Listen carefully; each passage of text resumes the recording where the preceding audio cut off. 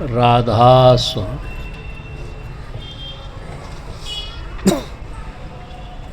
मेरे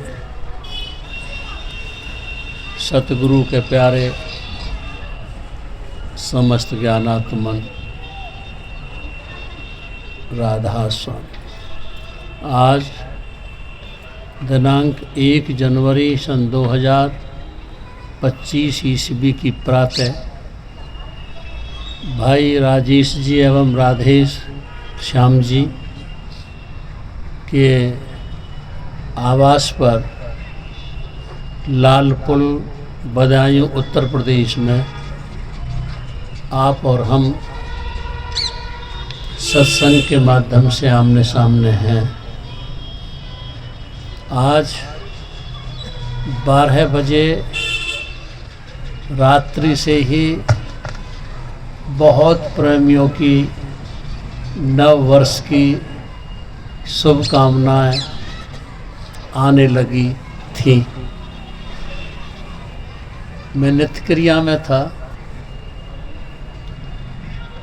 तो थोड़ा सा इस विषय पर बात करें। नव वर्ष सभी को मंगलमय हो और सभी के आंगनों में ढेर सारी खुशियाँ बरसाता रहे। एक ही नव वर्ष नहीं, अनेकों नव वर्ष तुम्हारे परिवारों में, समाजों में, तुम्हारे भविष्यों में आते रहें। लेकिन एक बात ये ज़रूर विचार कर लें,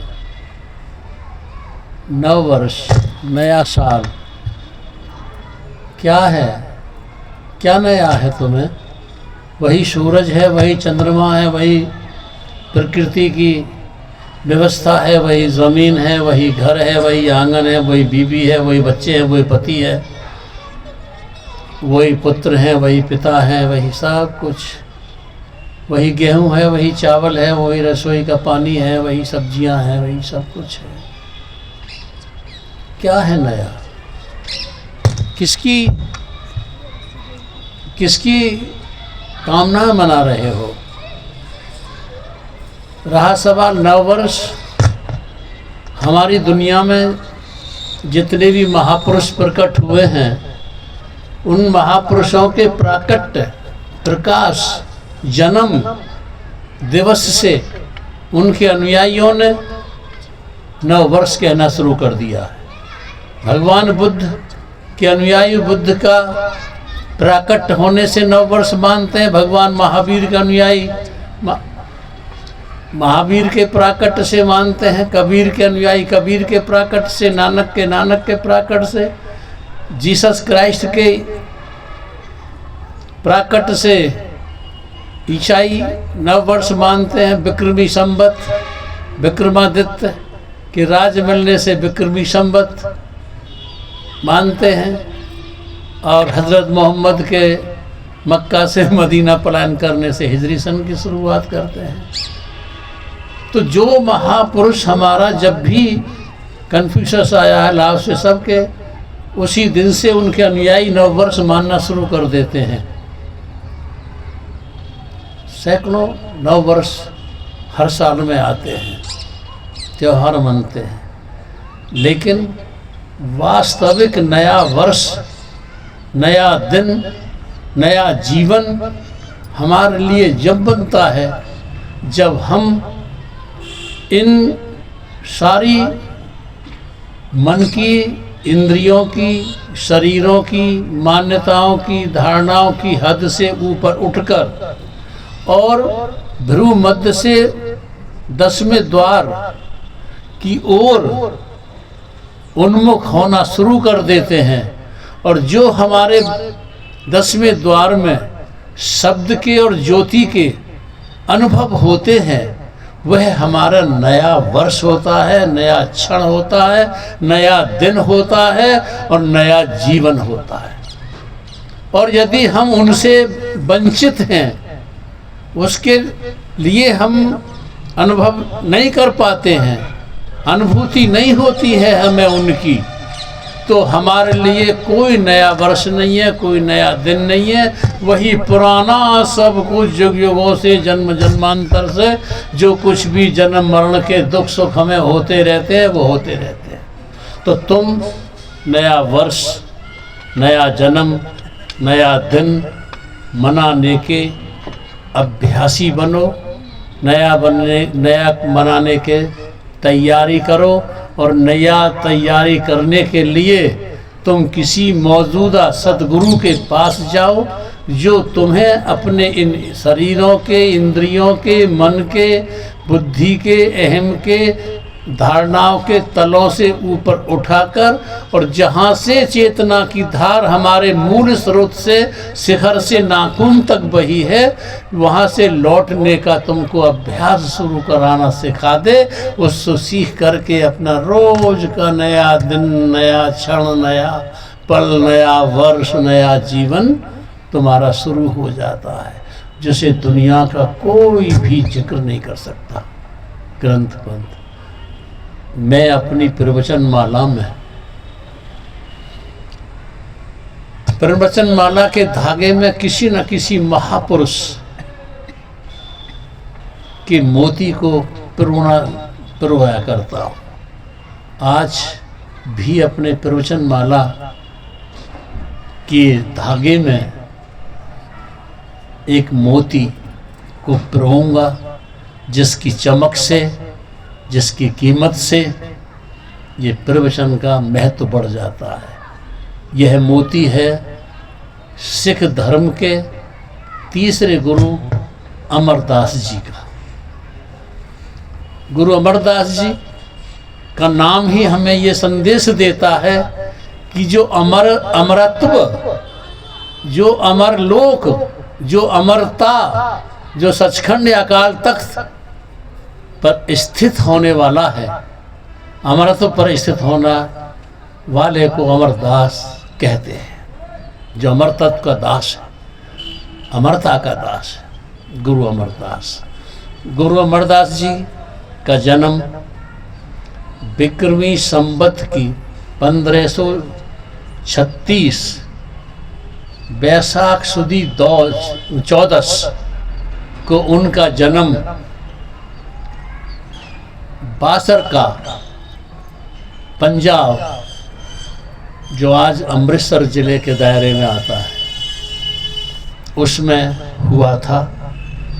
पिता तेज भांजी थे, माता का नाम सुलक्षणी देवी था, और वैष्णवी मर्यादाओं के दायरे में जीवन जीते थे। बहुत धार्मिक आदमी थे। उनकी शादी मनसा देवी जी से हुई और उनके 4 संतानें भी हुई, 2 पुत्रियां और 2 पुत्र, बाबा मोहन जी एवं बाबा मोहरी जी। बहुत धार्मिक थे। होनहार वृषा के होत चिकने पात, जो बचपन से ही धार्मिक होते हैं, उनके बचपन से ही परमात्मा की ओर को लगन शुरू हो जाती है। हर साल हरिद्वार आया करते थे, संत महात्माओं के टोलियों में घूमा करते थे, बहुत धार्मिक थे। एक दिन वह अपने घर पर थे, तो उन्हें एक बहुत सुंदर सी आवाज़ में एक शब्द की आवाज़ सुनाई दी, और वो आवाज़ का पीछा करते करते उस घर पर पहुँचे जहाँ से वो शब्द की आवाज़ आ रही थी। और वह घर जो था उनके भाई का था, और उनके भाई के घर में जो शब्द की आवाज़ आ रही थी, वो उनके भाई के पुत्र की नवजात विवाहिता की आवाज़ थी। और वह आवाज़ जो थी अमरोजी की थी।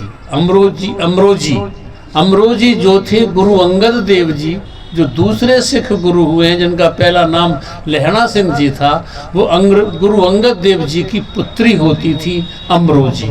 और अमरोजी जो पाठ कर रही थी, शब्द का पाठ कर रही थी, जब अमरदास जी ने उसको सुना तो झकझोर दिया उसने। जैसे कोई भी आदमी मलिन विचारों में जी करके जिंदगी जीता चला जाता है और उसे जब कोई ऐसा विचार निर्मलता का मिलता है तो वो झकझोर देता है उसे। तो अमरदास जी को उस शब्द की वाणी ने झकझोर दिया, और झकझोरने के बाद जब अमरोजी के पास पहुँचे और पूछा कि ये शब्द किसका है, कहाँ से है, तो अमरोजी ने कहा ये शब्द गुरु नानक देव जी का है। और गुरु नानक देव जी के बाद उनकी गद्दी पर जो आज विराजमान है वो मेरे पिता गुरु लहन अंगद देव जी हैं, और मैं उस वाणी का पाठ करती हूँ। तो अमरदास जी ने अमरोजी से प्रार्थना की कि मुझे अपने पिताजी से मिलाओ, और वह अपने पिताजी से मिलाने के लिए वहाँ ले गए। उस समय पर खडूर साहब में गद्दी गुरु नानक देव जी की चलाते थे अंगद देव जी। पहले आंख से आंख पहचानती है। जब पहले ही दिन मुलाकात हुई गुरु अंगद देव जी से गुरु अमरदास जी की, तो बस सारी बातें एकदम कह दी गई, आंखों आंखों में सारी बातें कह दी गई। और गुरु अमरदास जी उसी दिन से उनके सिख, हिंदी में शिष्य कहते हैं, पंजाबी में सिख कहते हैं, उसी दिन से उनके शिष्य हो गए। और 60 वर्ष की उस समय अवस्था हो चुकी थी अमरदास जी की। सेवा में लग गए, निष्काम सेवा में लग गए, गुरु सेवा में लग गए। उपदेश होने के बाद गुरु सेवा में लग गए, घर बार सब छोड़ दिया, और रात दिन बस जो कुछ भी सेवा का बात होता तो रोज़ का उनका काम था कि वो खडूरी साहब से ब्यास नदी से स्वच्छ जल 3 मील जाना 3 मील आना, रोज़ जो टोकनी में भर करके गुरु जी के उपयोग के लिए पानी को लाया करते थे। और सारी सेवा करने के बाद में एक दिन जब वो ब्यास नदी से स्वच्छ जल को भरकर ला रहे थे, रास्ते में ठोकर लगी और टोकनी गिरी, आप गिरे। धड़ाम की आवाज़ सुनकर जिसका घर था वहाँ सामने जुलाहा था, जुलाहे की आंखें खुली। धड़ाम की आवाज़ सुनकर अपनी पत्नी से बोला, ये कौन गिरा यहाँ पर? पत्नी रोज जाता आता था तो देखती थी। बोले कोई नहीं, वही होगा अमरा, बेघरा जिसका कोई घर नहीं है, निठावा जिसका कोई ठाम नहीं है, वही होगा। रात दिन पागलों की तरह घूमता फिरता रहता, कोई काम नहीं है, घर में वहाँ लगा रहता है। उसे क्या पता था, जहाँ तन लागे वही तन जाने। जिसको हो जाता है इश्क उस परमात्मा से, दुनिया क्या जाने उसके विरह की वेदना को, प्रेम की पीड़ा को। यह आवाज़ गुरु अंगद देव जी के कानों में भी पहुंच गई। क्या उसको बेघरा कहते हैं, बेठामा कहते हैं अमरदास को। उन्होंने समस्त संगत के सामने अमरदास को गुरुवाई का उत्तराधिकारी घोषित कर दिया। आज से ये जिनके ठाम नहीं है उनका ठाम बनेगा, जिनके घर नहीं है उनका घर बनेगा, जिनका आश्रय नहीं है उनका आश्रय बनेगा, जिनको ओट नहीं है दुनिया में उनकी ओट बनेगा। और आज से ये मेरे उसको करेगा। गुरु अंगद देव जी के 2 बेटे थे, दातू जी और दासू जी। वो उनसे जलन करते थे, उस द्वेष रखते थे। उस द्वेष के भय से अमरदास जी ने खडूरी साहब से स्थान बदलकर अपना गोविंदवाल जैसे गोविंदवाल कह सकते हैं हिंदी में, वहाँ पर अपना डेरा स्थापित किया, काम करना शुरू किया। लोगों को पाठ पढ़ाते थे, प्रभु प्राप्ति का, गुरु भक्ति का, परमात्मा का संदेश सुनाते थे। जो वाणियाँ थी महापुरुषों की, लोगों को बहुत प्यार उनसे हुआ, संगत बढ़ती हुई। लेकिन दातू और दासू अंगद देव जी के बेटे वहाँ भी उन्हें परेशान करते थे। एक दिन चले आए, सुशोभित थे, गद्दी पर बैठे, सहन न कर पाए वो। दातू जी ने, बूढ़ा शरीर उनका हो चुका था, लात मारी, गिरे। तो इतने नम्र थे अमरदास जी कि लात मारने के बाद भी उनको किसी तरह की क्रोध नहीं आया, बल्कि ये कहा, महाराज आपके पैरों में, नाजुक पैरों में मेरे बूढ़े शरीर की हड्डियां चुभ गई होंगी, मुझे क्षमा करना। ये नम्रता का पाठ था। ये अमरदास के भीतर की आवाज़ थी जो अपने मैं को मिटा चुका था और गुरु रूप में ही स्थित हो गया था। खैर, गुरु अमरदास जी ने गोविंदवाल में ही रहकर बावरी का निर्माण करा। आजकल के बच्चे शायद बावली नहीं जानते होंगे। जमीन में से नीचे से पानी निकालकर हम तुम सब पीते हैं, कोई नल के माध्यम से, कोई कुओं के माध्यम से, कोई किसी माध्यम। तो जो जमीन के पानी को निकाल कर बाल्टी द्वारा या किसी यंत्र द्वारा ऊपर को लाते हैं, उसे कुआं कहते हैं। और एक बावली उसे कहते हैं जमीन के तल से गहरा गड्ढा पानी निकलता है, उस पानी को सीढ़ियों के रास्ते से ऊपर को लाते हैं, उसे बावली कहते हैं। कुआं उसे कहते हैं जिसका पानी बाल्टी या किसी अन्य यंत्रों के द्वारा ऊपर लाते हैं। बावड़ी उसे कहते हैं जिसके पानी को, कुआं उसे कहते हैं जिसके पानी को किसी बाल्टी, डोल या पात्र के द्वारा ऊपर को रस्सी द्वारा खींच के निकालते हैं। तो बावड़ी बनवाया, और बावड़ी जो बनवाई गुरु अमरदास जी ने गोविंदवाल में, उसमें 84 सीढ़ियां लगवाई। आदमी जाता था 84 सीढ़ी। और ये शायद ही कुछ लोग जानते होंगे, उस बावली में 84 सीढ़ियां जो बनाने का मतलब था वो ये था कि एक सीढ़ी, जब हम पिंड के तल पर, इसको समझने जरा थोड़ा सा, मैं जो बावली का अर्थ कर रहा हूँ, ये हमारा शरीर जो है ये पूरा भूमंडल है, और इसमें हमारे नीचे के चक्र जो गुदा चक्र है, हमारा जनेंद्रिय है, हमारा नाभि है, हमारा ये, तो ये गुदा चक्र हमारा शुरू होता है प्रथम चक्र। तो ये यहाँ से हम ऊपर को जब सीढ़ियाँ, गुरु राधा स्वामी दयाल ने सारवैसे में लिखा कि शब्द शब्द पौड़ी हम रची, चढ़ चढ़ पहुँचो नगरी सच्ची। कि शब्द शब्द की पौड़ी हम लोगों ने रची है, और उन पौड़ियों पर चढ़ कर के तुम सच्ची नगरी सचखंड अनामी धाम मुकाम में पहुँचो। ऐसे ही वो 84 सीढ़ियों का जो उद्देश्य था गुरु अमरदास जी द्वारा बनाया हुआ, वो ये था कि जब बावली का नीचे के तल से पानी लेकर प्रत्येक सीढ़ी पर जब चलोगे तुम, वहीं बैठ, थोड़ा बैक आइए, तो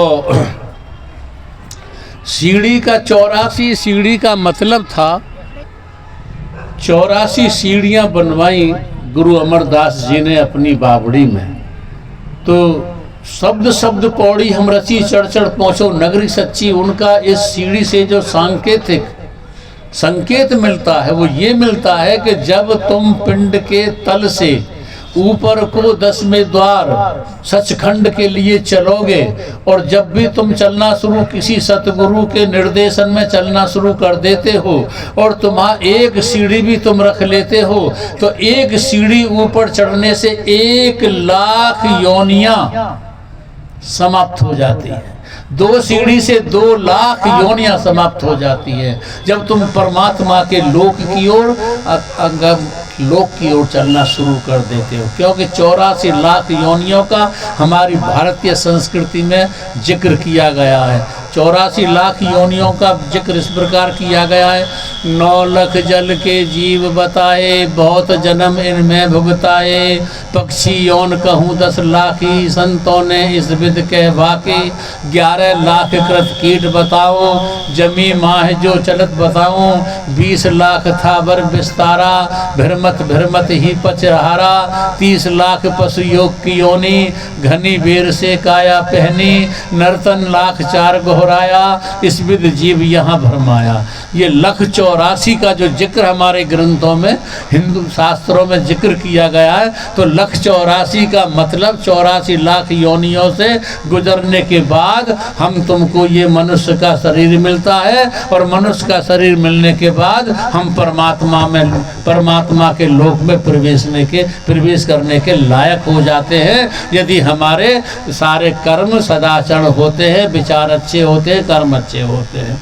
तो उनका उद्देश्य ये था कि 84 सीढ़ियाँ चढ़ने के बाद आप उस जल को प्राप्त करके अपने बाहर हो सकते हो 84 लाख योनियों से। ये उनका उद्देश्य 84 सीढ़ियों का है, जो बावली गोविंदवाल में गुरु अमरदास जी ने बनाया। उनकी शिक्षाएं बहुत अच्छी थी। उनके शिक्षा करते हुए वो अपने उत्तराधिकारी, उनके दामाद भी होते थे, गुरु रामदास जी, जिनका पहला नाम जेठा जी था, वो दामाद भी होते थे और उनकी सेवा में रात दिन लगे रहते थे। तो उनका उत्तराधिकारी चौथे गुरु रामदास जी के रूप में उन्होंने काम किया। मेरा कहने का मतलब ये है कि वह अमरदास जी अमरत्व पर स्थित हो गए और अपने अनुयायियों को, अपने उत्तराधिकारियों को भी उस दिशा पर चलने के लिए जो बाहर से सिमट कर, जो पहले वो बाहर की साधनाओं में, उपासनाओं में, क्रियाओं में, कर्मकांडों में, परंपराओं में, धारणाओं में लगे रहते थे, जब गुरु अंगद देव जी की शरण में पहुंच गए तो अंतर्मुख हुए और अपने भीतर ही मुड़ करके और अपने अकाल तख्त पर, अपने अनामी धाम तक, अपने सचखंड तक पहुंचने के लिए उन्होंने अभ्यास किया और वो मनुष्य को ढोंग से, पाखंड से बचाते हुए अपनी अमृत पर स्थापित हो गए। ये उस महापुरुष का मैंने जिक्र आपको जीवन चरित्र किया है, जो इस प्रवचन माला का अनमोल मोती है।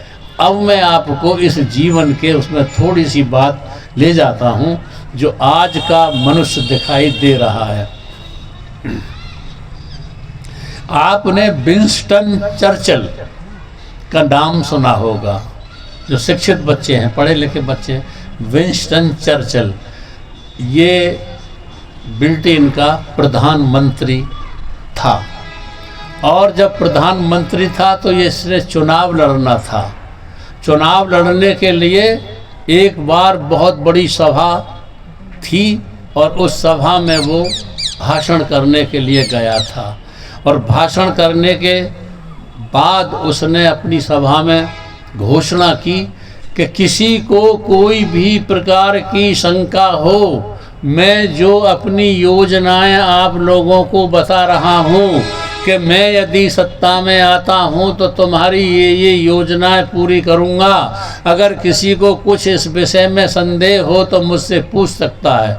तो एक आदमी ने हाथ उठाया और पूछा।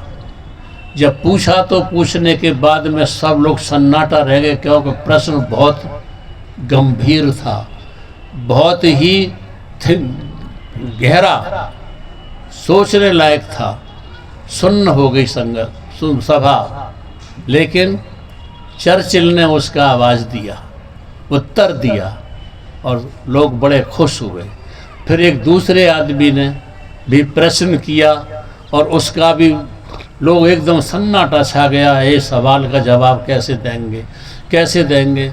लेकिन चर्चिल ने उसका भी जवाब दिया और बड़े लोगों ने तालियां बजाई, बड़ा धन्यवाद दिया कि हाँ। फिर कहा भाई किसी को और पूछना है पूछो। तो एक आदमी फिर उसने अपने पहले तो पैंट की जेब में हाथ डाला, फिर कोट की जेब में हाथ डाला और कुछ देर बाद इधर उधर देखा और बोला, सर मुझसे पूछने के लिए जो आपने मुझे चिट्ठी दी थी लिखकर, वो चिट्ठी मेरी कहीं खो गई। मुझसे सवाल पूछने के लिए जो आपने मुझे चिट्ठी दी थी लिखकर, वो चिट्ठी मेरी खो गई। अब तो जितना जो कुछ भी चर्चिल का कद ऊंचा हुआ था, वहाँ भाषण करते करते राजनीति के पहलुओं को समझाते और जो भी उस सभा को आयोजन जो समझाए थे, सब उसका पारा गिर गया, निशा गिर गया। कहने का मतलब यह है कि जो उसने प्रश्नकर्ता उठाए थे वो पहले से उनको समझा दिया गया था, उनको प्रश्न लिखकर दे दिए गए थे कि तुम इन प्रश्नों को मुझसे करना, मैं इनके जवाब दूंगा। लेकिन तीसरे आदमी ने वो चिट जो थी, जो सवाल पूछना था, वो तलाश किया पैंट की जेब में भी और कोट की जेब में भी, लेकिन नहीं मिली वो चिट। तो उसने कहा साहब वो जो आपने मुझसे पूछने के लिए चिट दी थी लिखकर, वो मैं लिख भूल गया, सारा उतर गया। अब मैं आपको इस कहानी से, इस घटना से, चर्चिल की घटना से इसलिए अवगत करा रहा हूँ कि तो आज आप जिंदगी में जब जन्म लेते हैं माता पिता के यहाँ, जन्म लेने के बाद में आपको सब लिखे लिखाए, सब तुम्हारी जिंदगी के प्रश्न, तुम्हारी भक्ति के प्रश्न, तुम्हारी साधना के प्रश्न, तुम्हारे योग के प्रश्न, तुम्हारे कर्मकांड क्रियाओं की मान्यताओं की धारणाओं के प्रश्न, सारे सबको लिखे हुए तुम्हें मिलेंगे। चाहे तुम हिंदू हो, मुसलमान हो, ईसाई हो, पारसी हो, यहूदी, कन्फ्यूशसी हो, कबीरपंथी हो, नानक पंथी हो, राधा स्वामी हो, कोई भी वेदांती हो, कोई भी, सब के तुम्हें मिलेंगे। और सब उन चिटों को जेब में रखे हुए फिरते हैं। जब कोई पूछता सवाल, को है तुम कौन हो, तो कह अहम ब्रह्मास्मि,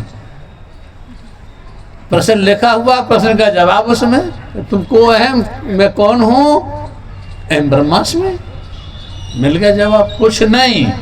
आपको परमात्मा कहाँ रहता है? सतलोक में रहता है।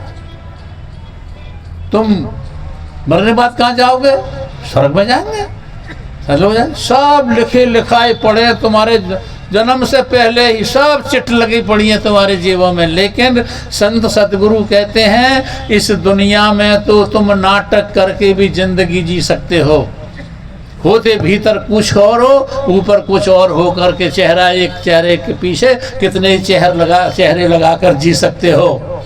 इस दुनिया में तो तुम नाटक करके भी, यानी किताबों के अक्षर सीख कर भी कामयाब हो सकते हो। लेकिन जो गुरुमुख होता है, जो सत्संगी होता है, जो नामधारी होता है, जो परमात्मा का भक्त होता है, जो सच्ची भक्ति में उतरना चाहता है, वो नाटक से जिंदगी नहीं जीता, वो केवल मौज के अधीन जिंदगी जीता है। जो सतगुरु की मौज होती है, बस उसके दायरे में जी करके हर तरह से ठीक रहता है, वो अपनी बुद्धि की पेश नहीं करता। तुम कितना सोच सकते हो? जितना तुम्हारी सोच है बस वहीं तक की बात सोच सकते हो। जितना तुमने पढ़ लिया उतना ही तो तुम कह सकते हो, इससे ज़्यादा तुम क्या जानो। तुमने 12वीं पास कर लिया, 12वीं तक की सोच रखते हो, MA कर लिया, MA तक की PhD, इससे ज़्यादा क्या जानो तुम। तो जैसे तुम हो, जितना तुमने सीख लिया है, जितना तुमने लिखा है, धर रखा है जीवों में, चिटों में, पढ़ा पढ़ाया सुनकर, उतना ही तुम जानते हो, इससे ज़्यादा क्या जानते हो। लेकिन सत्संगी, गुरुमुखी, भक्त, परमात्मा की साधना करने वाला, ध्यान में उतरने वाला, वो तो केवल एक परमात्मा की मौज के अधीन ही रहता है। मौज के अधीन रहता, तो अपनी अकल नहीं चलाता, ना अकल चलती है। अकल चलती है तो तुम्हारी श्वास बाहर जा रही है, जरा इसे अंदर कर लो। कोई और शक्ति है जो तुम्हारी श्वास को अंदर करती है। तो तुम अमरदास जी की तरह तो जीवन जियो जो बाहर से सिमट कर अंतर्मुख हो गए, और चर्चिल की तरह जेब में चिट रखी हुइयों को भुला करके सतगुरु की मौज के अधीन जियो। अगर तुम छोटे बच्चे की तरह बन जाते हो, तो छोटे बच्चा ना बोलना जानता है, ना चलना जानता है, ना कहना जानता है, लेकिन माँ उसके बिना कहे, बिना बोले, बिना चले उसकी सब ज़रूरत पूरी करती रहती है। तो जब तुम बालक बन जाते हो परमात्मा के सामने, अपनी बुद्धि को, अपने ज्ञान को किनारे पर रखकर, तो फिर परमात्मा तुम्हारे काम करना शुरू कर देता है। बस मैं ज़्यादा लंबा समय आपका नहीं लूँगा, ना लंबी बात करूँगा। आप लोगों से यही आग्रह करूँगा कि आप बुराइयों से बचते हुए, जो अवगुण हैं, शराब, मांस, जुआ आदि के, इनसे बचते हुए अपने जीवन को सच्चा सुख, सच्चा शांति, सच्चा प्रेम, सच्चा ज्ञान, सच्चा मोक्ष प्राप्त करना चाहते हो तो शाम सुबह अपनी जीविका के समय में से समय निकालकर थोड़ी देर ध्यान में जरूर बैठा करो। जिसे ज्ञान पूरा नहीं करता है उसे ध्यान पूरा करता है। जिसे कहकर कहा नहीं जा सकता उसे मौन रहकर कहा जा सकता है। तो आप ध्यान में उतर के अपने अंतः स्थल में बैठकर सचखंड नामी धाम जो मूल मुकाम है तुम्हारा, जहाँ से शिखर से नाखून तक व्याप्त है तुम्हारी चैतन्यता, उस मूल मुकाम की तरफ चलो। आपने मेरी बात को बड़ी शांति और प्यार से सुना है, मैं इसका आपका बहुत बहुत आभारी। और इन लोगों को भी आभार जिन्होंने इस कड़ाके की ठंड में आप लोगों को, हम लोगों को बुलाकर ये सत्संग का आयोजन कराया है बदायूं उत्तर प्रदेश में। राधे श्याम राजेश जी का शुक्रगुजार करता हूँ। राधा स्वामी।